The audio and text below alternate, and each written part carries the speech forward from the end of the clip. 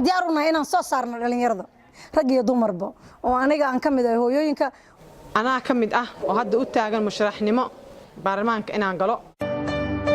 maanta waxaan u taagannahay in talada dalka Jubbaland siiba gobolkan aan ku noolnahay gaar ahaan Kismaayo in la ka siiyo cod inaan u adeegno bulshadeena anagoo isxilqaanay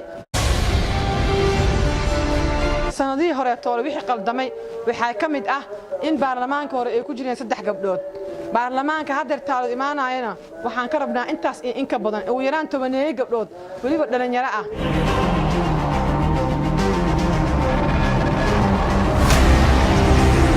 gabdhaha Soomaaliyeed horta marka hore siyaasadda kama qayb gali jirin waxay iska ahaayeen xaafad joog gabdhaha hadda waxaan ku booraaminayaa in ay barnaamijka u soo baxaan oo ay siyaasadda ka qayb galaan